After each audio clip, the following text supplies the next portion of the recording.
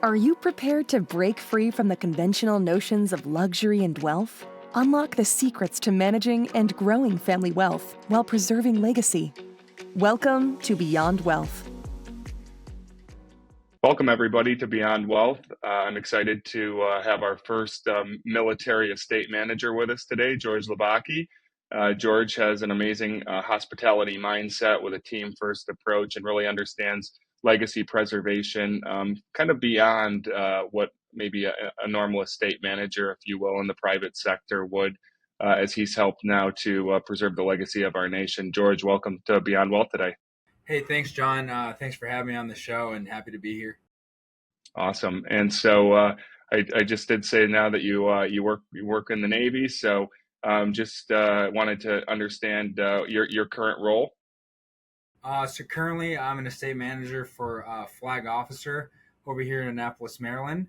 My current role right now is to manage a 17,000, excuse me, is to manage a 17,000 square foot home. It is the heart of Annapolis, heart of the Naval Academy. It is occupied by a Navy admiral, and they kind of. I lost my train of thought. Yeah. That's okay. So we'll take it from the top. I'll just say, your company, your current role. You can just say estate manager, your team size, how long you've been in the position, and then we'll jump into your background. Okay. Okay, cool. Awesome. All right. Take two.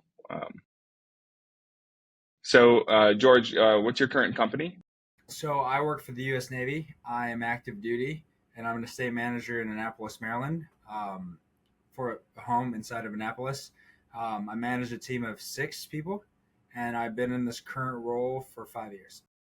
Awesome. And could you share with our listeners today a little bit about your background and maybe some of the inspiration that led you to becoming an estate manager in the U.S. Navy? Yeah. So I joined the Navy in 2007. I joined as a Navy cook and worked on the ship, applied to work at the White House, but ended up getting a job at the Pentagon. So my route started in the culinary world, culinary background. Did a lot of, I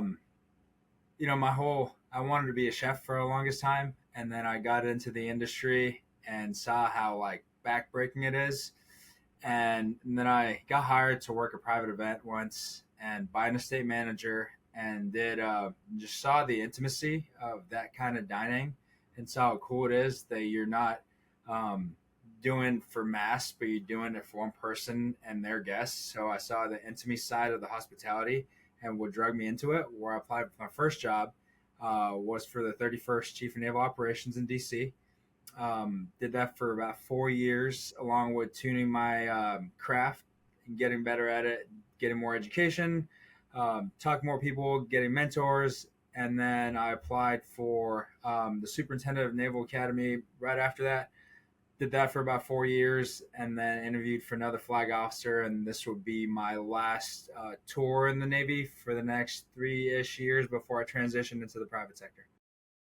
Awesome. So you talk about inspiration. So, I share in your passion for culinary and also share in your realization of how demanding of a job that is. And, is there any training or anything that you did, to better, further your skill set as an estate manager? As an estate manager, I went to Stark International Institute. Mhm. So that was where I received my certification to actually be part of his job. The military does offer a lot of other trainings. They're not as intense as with the private sector, but it's still something to keep your foot in the door. And a lot of the training is on the job. So learning from mentors, predecessors, people who have already been there and knew the mistakes. And a lot of lessons are learned from lawyers, actually. And because we're under this DoD umbrella, Mhm. there's a lot of things that could possibly go wrong, especially that we're funded by the United States government. So we need to really be careful about what we do and what we're doing. So we have to be on our P's and Q's on every little detail. So Mhm. essentially, lawyers are our best friends just to keep us out of trouble. And our principal, of course. Well, it's good to know that someone's keeping our servicemen and women out of trouble here. So we've talked before about kind of having service at heart, and estate management is a very broad term. I'm really interested in kind of what is your perspective on estate management. You just mentioned intimacy, and we've talked about service at heart, and so I'd love to kind of understand what estate management means to you. Um, Having a hospitality background, I'm gonna bring it back to that. Mhm. In hospitality, you're gonna be working for your guests, your customers, your people, and you want to bring the best experience possible. So when you translate that to estate management, you essentially have one or two principals, which would be a principal and their spouse, or one, whatever it may be. But you are their you're their eyes, ears, hearts, brain at their house. You don't want them to worry about it because you want them to worry about the bigger picture, and that's what you're there for. So your service is dedicated to them. Everything you do is a reflection upon them, whether it's inside and outside the job. But essentially, you need to stay ahead and anticipate the next move. That way, they're successful with doing their day to day, and you're successful being the right hand man for them. Essentially, there's a lot of guests coming in and out. There's a lot of hosting, a lot of events. You don't want them to worry about it. Um, that's what you're there for, is to make sure no out of sight, out of mind. Yeah, no, that's great. And I think in this industry, estate managers in particular definitely become a lot more than just someone that's managing properties and assets. And that starts to kind of pour over into, as you're mentioning, their personal lives, and making sure that, you're proactively thinking about those things. Can you share some of your experiences as far as, kind of going out and beyond that, and some of the things that you do to help make their lives easier? Um, Hey, it starts with the basic things, right? Like grocery shopping, um, dinner planning, um, getting ahead of the maintenance schedules, getting ahead of like landscaping. It's like small things that they see and they'll bring it to your attention, but a lot of times you already know what they're going to say. So, like staying ahead of it. And then through some principles, I've traveled. So, and that's, how it is when you travel, it's very stressful, especially for work and you're trying to close deals and you're trying to bring new business in. So, being that right hand kind of, I wouldn't say butler, but more of that confidant to do the little things for when they get back to their residence or quarters at the time, whether it's a hotel, a house, everything. We do our walk around to make sure everything's safe. Safety is also paramount, and make sure all the needs, wants, and the things that will make them happy is there ready for them, because after the day they're stressed, they're tired, and all they need is something comfort, and it could be as like a drink, or a crab cake sandwich or whatever it may be. But in my experience, it's always just staying ahead of the game, not assuming but anticipating, and having various plans for whatever may come. So just staying active always.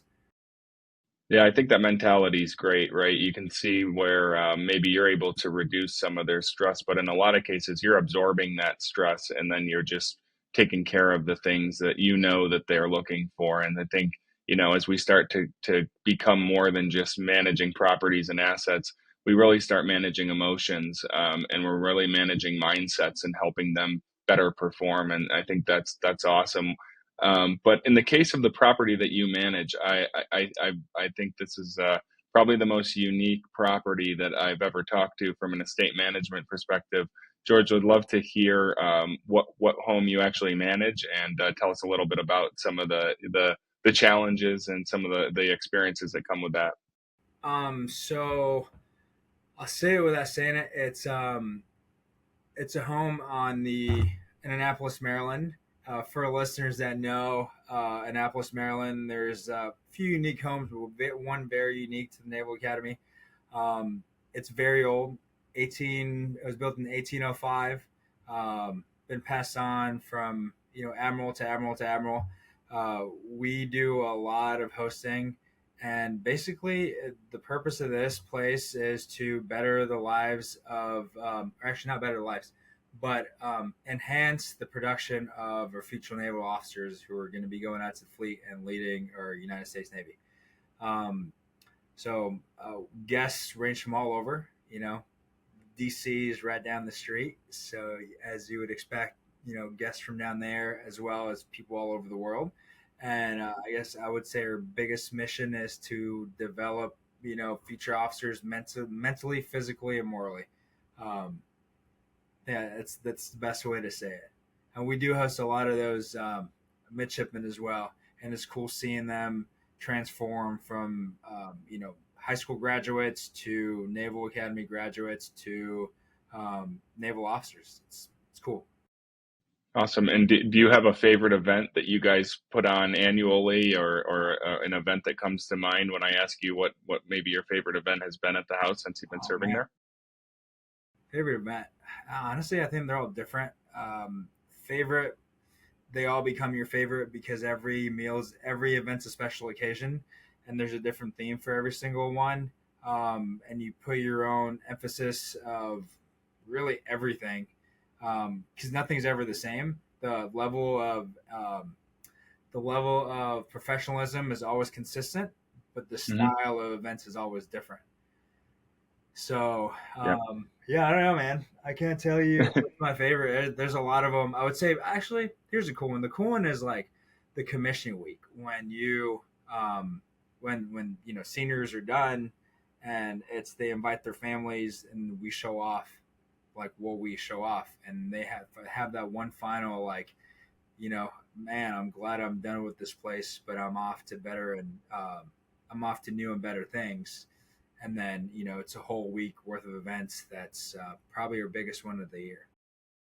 No, that's awesome. And so, you talk about, and the whole purpose of our military for all of our listeners is, serving others that serve us back. And that's why it's so important that we support our country and that we're proud to be Americans. And, I love the mindset that you have, George, when you go into work every day and just knowing that, your service serves somebody else who serves somebody else. And it's that's the culture that really sets us apart as a country. Yeah. So, let's talk about serving yourself a little bit. So, I'm always curious, when it comes to work-life balance, especially in such a demanding job, that can be around the clock, um, dealing with very high profile people, as you mentioned, from all over the world. What are some of the things that you do personally to, stay focused, stay sharp, stay healthy? So I'm a routine type of person, and I like to have Okay. almost a routine schedule. And we know in this job, you never know what's going to happen, and you just have to plan and have a contingency plan for it.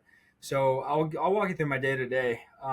First thing in the morning, about 05, and this is just day to day without an event day. Wake up, come to work, walk the grounds, take a look at everything, make sure, just get my mind right for the day. And then what I'll do is I'll do a quick skim on email to make sure all angles are covered. And then I like to take care of myself. I go to the gym every morning. So fitness is one of my number one priorities. A healthy body is a healthy mind, is how I feel. And that's something we're ingrained with in the military as well. And my principal is the same way. So that's our hour or two a day of fitness. Then come back, have a team meeting. Then we go about getting tasks done. There's so many moving parts that go on within the day. I mean, people wouldn't believe what goes on. Even they're just seeing the outside, but they don't see like the flapping ducks underneath the water happening. But you take care of that. Just keep going. Lunch is through email too. We have chefs in the kitchen that do a great job. Our meals are always ready, no matter what. Always answer the boss if she's there, and then like to take a little midday break and do some self not self help, but it's growth. So I like to read. Um, there was 2 years in my career at the time I pursued a master's degree in business, and that was one thing to help me sane. Like if it wasn't work, school would stress me out. But if I need to lay back on another just to relax, I would go back to it. But also, what that really helped me grow as an individual, as a leader, and also just, especially getting an MBA, it helped me understand how principles in the world operate, because you're really reading and learning about cases that they're in every day. So, learning what they go through and learning who they actually are and why they do the things we do, it gives you a better understanding and a better satisfaction for you doing your job. Because some of us eventually want to get in the roles and get into that side. So if you think like them and learn from them, that's another side of mentorship that I learned. So that helps me get through the day too, is really understanding why they do the things we do and the impact they have. And it makes you appreciate your job a lot better, because you're part of the reason behind their success as well. Awesome. And so, you mentioned team leadership there, and you mentioned earlier that you have 6 people on your team. When it comes to, our country and our military, there's values there, there's strategy there, but I think it's very important to, when you're talking about team leadership, that you have values, that you have a strategy. Can you talk about some of the values and those strategies that you've developed throughout your career, serving multiple principals, and how that kind of translates to some of the team building and management techniques that you employ in the field? Yeah, I would say as a team leader, I like to instill 3 core values that my team and I talked about. One is trust, one's perseverance, and the other one's evolution. And those 3 have helped me out personally. And also talking with the team, that's something that we do every day, because we know times get hard and there's, days when it just sucks. And we just learn to embrace the suck and move from it. And we could talk about it later when we're less stressed. Just having that resilience to keep going, and even if something goes wrong, there's always a way to make it better. It's just learning from mistakes and knowing how to cover each other, so not the outside sees it, but we just correct it internally before it appears in public. um, so throughout my military career, that's basically what I've learned is, resilience, perseverance, um, doing better every time. No one's ever going to be perfect, but knowing your team, your strength of the team, your weakness of the team, and knowing how to integrate those together is going to make that machine rolling a lot better and more fluid in the long term. Awesome. And yeah, so we've got George Labaki here with us today, and talking about core values. Those are some of the best core values that I can think of, and that really kind of leads me into the idea behind legacy preservation here, and it's just a really big topic. Again, we're here beyond wealth, right? So.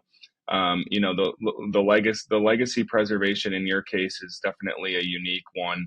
I can see that, in everything that you do, you're applying those core values in order to protect that legacy. Um, when it comes to some of the team building that you do, maybe in order to kind of instill those values, are there things that you do as a leader that might be away from work with the team, that you guys that do in order to kind of really build a deeper bond? Because, as you mentioned earlier, you might be in a position for 3 to 4 years. You might have a team for 3 to 4 years. That's a long time to be together. So what are some of the things that you do to kind of build those relationships outside of your day-to-day activities, George? We definitely do a lot of team building activities. We like to do once a quarter, just get out and enjoy something as human beings and get to know each other as human beings. My team has a family, so we have a lot of family oriented activities that we do together, and just to get to know each other on a deeper level, not just us, but our families as well. So more time spent together and just seeing the pureness side of life versus just the work. I mean, we're here together every single day, sometimes more hours than we are spending at home, and we get to know each other. But having that uniform off and having that work hat off, it's totally different than um, than what you would have here. Like, I'm always gonna have that work hat off just because I like to stay aware, but I don't like my team to have it. So when we're outside, it's don't worry about work, don't think about it. If there's something urgent, then yes, I will ask you for it. But 9 times out of 10, like, it's easy to figure out and take care of it before letting them know, so they're not stressed with their families, and they're ready to come back the next day, ready to go. So yeah, talking, but going back to team activities, I mean, we do anything from dining out at restaurants to having a day on the boat on the water. Um, I mean, the other day we did a silly activity. We went and this was funny when you would like we. It wasn't my idea. I had just come back from a trip, and one of my one of my teammates took a got one of these rock shirts. When he was back in the day, put it on my desk. I'm like, what are we doing? He's like, we're going to J.C. Penney and we're taking like an awkward family photo. I'm like, are you serious? So we put it on, put like a bunch of bling on, went and took these family photos, which is part one of the team bonding. All right, this is cool. Like, I get it. I can see how. Part two, I didn't know about it till I got back next week. Every other person, that we work with for the principal on their offices, they printed out these pictures and put them in every person's desk. So, that's just sign of uh, we're also playful, not just serious all the time. We have, that fun, lovey-dovey feel that we don't want you to think that we're just strict all the time. It's also like we want to have fun doing this, and it just brings a better morale to everybody. Like, principal has multiple departments that we deal with, so we want to be interconnected with all of them too, so we feel like one big family. Um, and yeah, I think that's really about it I can think about for now. I know we used That's to work awesome. out together. Sometimes we'll do like a team workout, um, but not so much anymore just because time schedules are different. Yep. No, that's awesome, man. That's I'll want that photo after this is over with. But you talk about chain of command there, right? And that's in any business, it's in our military, it's in private homes. But I think one of the things that came out that really resonates with me personally is that while there's a chain of command, at the end of the day, we're all just human beings, right? And as people, those bonds are the things that really last beyond a job or a moment in time. Those are the things that you take away with you for a lifetime, and finding really great people. I'm interested to know if you have maybe a couple of people that you kind of revere and have looked up to throughout your journey, and kind of those experiences that you've had with some of your top mentors, or people that have influenced you in your career. Absolutely. So honestly, it's every person I've had that I've worked with or worked for since I started in this business, I still talk to this day because, like I said earlier, you spend so much time together, sometimes more time than with your family. You develop this bond, this brotherhood, sisterhood, whatever it may be, and it's hard to explain, but it brings that like essence of trust, and no one else could break that except you if you wanted to. So everyone I've worked for over the past 10 years I've been in this, even as a junior, chef in the kitchen, um, you see them and you see them grow, and also they want the best for you, so they help you out whatever way they can, from giving you time to perfect your trade, to going out and pursuing an education, or to going out and figuring out what you want to do in the first place. So every step in my life and growing up in rank, you always have and it's funny because it always comes back to these same people in the circle, and even in our enlisted aid is what we call it in the Navy, or even military, we have this big group of enlisted aides for different principles that we get together and help each other out. Um, Obviously, different goals, but everyone's willing to be there to assist your growth. And so, the biggest thing I've learned from my mentors and peers, and something I teach, is one: don't quit. Like, don't quit. Help others, and if you see something good happen to you, like, don't overthink it. Just pay it forward when it's your time to do so. So, and that's what I like. My leadership style is I'm learning from the people who've taught me, and the mentors who taught me, the principals who believed in me, as well as the people I bring to my team. And it's just like a life cycle to where it's interconnected, and it's going to be an ongoing legacy for who knows how long, like hopefully forever. Yeah, and it's a lot of times we think about like legacy preservation, and some of our listeners may think that that's a thing. I love how you kind of put it. It's more of network. You've preserved your network, right? So that network preservation and the people that you surround yourself with. I am a firm believer that the more good people you put around yourself, if you have a thesis, you have core values, if you stay true to those, that will be that compass, that will be your aim in life. And it doesn't have to be in a straight line. It's okay if in 7 years you pivot and become something else. I've done that a few times in my career and could have never wrote the book. I just kind of am where I am, and I'm happy to be here. And I love the mentality of paying it forward. Do you have a story of someone that you've like recently really helped develop, from a leadership perspective, and watch them kind of grow? You mentioned earlier the event that you love and watching these people develop over time and eventually graduate. Is there someone recently that you've helped, and maybe could share that story with us? Yeah, I mean, there's a few people. It's all related to military, and this is kind of getting away from the estate management part. As a Navy chief, you're not just, your job is your job, right? But like a lot is expected of us on the outside, especially at a command where there's other young Navy sailors that are trying to progress. So you know, you get together a lot and people know you are, and then you get tasked as a mentor. Even though you're not in the same job, there's different jobs, but you get tasked to help people grow and pursue other things. And I don't know if you know, there's differences between enlisted and officers, right? As a senior enlisted, I like to just listen and mentor in the way that I'm not giving you what I think's best for you, but I'm suggesting things, and I want you to make a decision for yourself because that helps you um, develop your decision making. And I want you to make mistakes. You're not going to learn if you don't, but know that I will be there for you as a safety net in case something major happens. But I'll give you all sides of it, how to think.